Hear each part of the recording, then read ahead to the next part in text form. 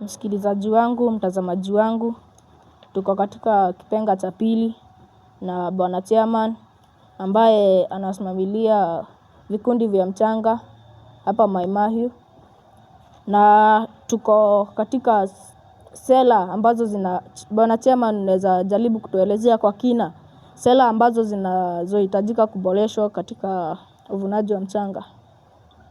Kwa sera ambazo zinahitajika sana tukilia serikali isaidie ni ya kwamba kuna mambo mengi sana katika mchanga. Na kama vile nimekueleza, hii mchanga inatumika sana. Jambo la kwanza, sisi kama watu wa mchanga, kama vile nilikuelezea, ni ya kwamba huwa tunatumia magari zetu kupanda magari za mchanga tukiwa juu. Na kuna hizo maybe unapatana na polisi wanakuuliza unafanya nini juu ya magari. Ile kitu tungeongea serikali ni kwamba wasikuwe harsh sana kwetu, sababu kazi ambayo tunafanya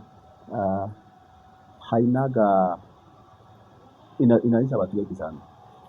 Kwa hivyo tunaomba serikali iweze kusaidia, hata kama ni vile tunaweza kwenda kuchota mchanga kama tukiwa kwa hizo magari, inaweza kuwa mzuri sana.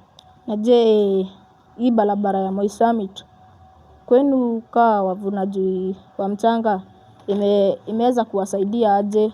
Yaani mmeweza kutransport nini mchanga huko, ama mnataka hiyo chance ya kutransport mchanga huko? Hilo ni swali muhimu sana umeuliza.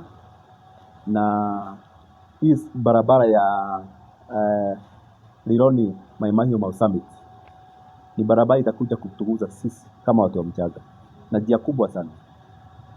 Na sisi kama vile nimekueleza ya kwamba tuko na vijana wengi zaidi ya 3,000. Na hii kazi yetu ya mchanga imeenda chini sana. Kwa hivyo mimi ningeuliza serikali, popote hii barabara itapita, hasa huu upande wa Mai Mahiu, ni vizuri sana waajiri vijana wetu kazi. Kwa sababu hata wakati hii barabara itakuja kutengenezwa, najua tutaathirika sana. Kwa sababu utapata ya kwamba magari zetu nimekueleza ya kwamba zinatoka upande wa Kiambu. Utapata kuna magari ambazo zitakuwa zinakuja, kwa sababu maybe barabara itakuwa inafungwa. Tutakuwa tunapata jam kubwa sana. Kwa hivyo ile magari zitakuwa zinateremka zitakuwa dogo. Na sasa kazi yetu itakuwa sasa imeenda chini sana. So ningeuliza serikali ya kwamba iweze kuajiri vijana wetu. Jambo lingine, hii barabara inatumia mchanga. So kwa sababu sisi ni wana mchanga, ningeuliza serikali ya kwamba itumie mchanga yetu kwa sababu ni mzuri na ni tested na inaweza jenga barabara. Bwana chairman, no tuhe story kamwe ulia wokerire, yaani ukaenda kwa mchanga na siku yako ikakuwa imefanikia. Sasa ukasikia hii siku niko poa, imekuwa poa. Yes, siku moja wakati mimi niliingia kwa mchanga, nimekueleza kwamba mchanga kitambo ilikuwa na pesa mingi sana. So niliamka siku moja mimi nikaenda kwa mchanga, na wakati nienda kwa mchanga nikachukua ile kijiko yangu.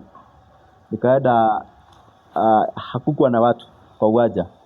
Mimi nikaenda mahali kama vile nimekueleza, sisi huwa tunaweka maukuta.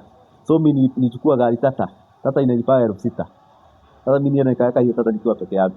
Hiyo siku yangu ilikuwa mzuri kwa sababu nilipata 6,000 nikiwa peke yangu. Hiyo ndio siku nimewahi ingia kwa mchanga nikapata pesa mingi sana at once siku moja. Yeah. Hapo ni hongera sana. Msikilizaji na mtazamaji, umesikia vile siku ya bwana chairman ilikuwa mzuri sana. Pia wewe unaweza tupea just a simple story yako vile siku yako uliamka ukasikia ikiwa sawa. So swali hilo lingine tutaenda kwa msaada kwa wanawake wale walio hatarini, msaada yenye mnapatia wanawake walio hatarini, cause siku hizi mchanga